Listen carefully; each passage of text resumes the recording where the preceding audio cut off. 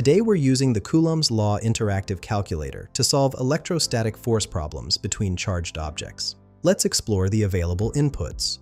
First, we have a calculation mode dropdown with 6 options: calculate electrostatic force, calculate charge Q1, calculate charge Q2, calculate separation distance, calculate electric field strength, and calculate electric potential energy.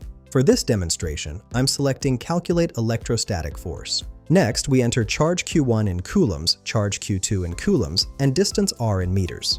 There's also a force F field in newtons, relative permittivity R, which defaults to 1 for vacuum, and field point distance in meters. For our example, I'm entering 10 coulombs for both charge Q1 and charge Q2, 10 meters for distance r, 10 newtons for force F, keeping relative permittivity at 1 and 10 meters for field point distance. After clicking calculate, the primary result shows 8.9876 E plus 9 newtons.